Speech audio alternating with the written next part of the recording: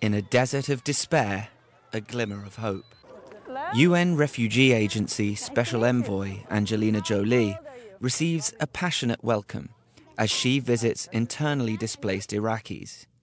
Here, at the Khanke camp near Dohuk, Iraq, more than 20,000 persecuted Yazidis struggle to survive. As violence escalates across the region, 3.3 million people remain displaced in Iraq. An estimated 330,000 people still live in substandard shelters. Children whose parents were murdered and are now here unaccompanied, a 19-year-old working as the sole provider for his 7 siblings. I've met mothers whose children have been kidnapped by ISIS. As a parent, I cannot imagine a greater horror. As many face their first winter away from home, the Oscar-winning actress called on the international community to step up and do more. UNHCR received only half of the funding it needed in 2014 for programs in Iraq and Syria, and is extremely concerned at the slow pace of pledges for this year. Without more assistance, the situation is unsustainable.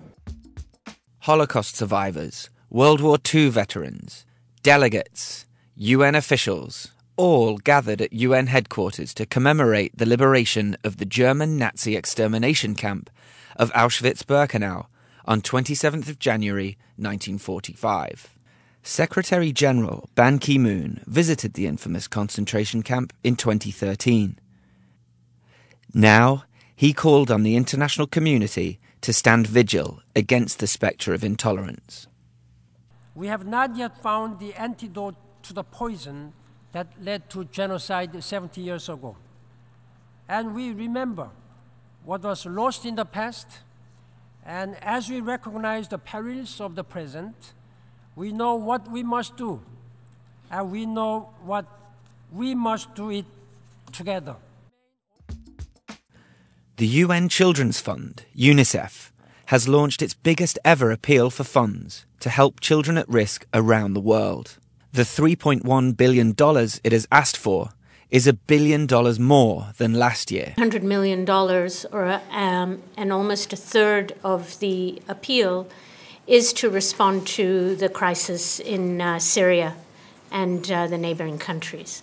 The second thing we've seen is that there's been an expansion of disease outbreak, and about $500 million of this appeal is responding to the Ebola crisis. Conflicts remain the major cause of displacement and humanitarian crises.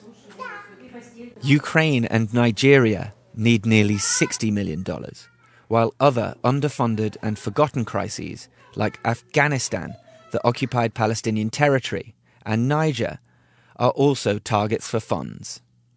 1 in 10 children around the world, 230 million, currently live in countries and areas that are affected by armed conflicts, and children are increasingly targets of war. The appeal seeks to reach vulnerable children in a total of 71 countries, chosen because of the scale of their humanitarian crises and the urgency of a need for response.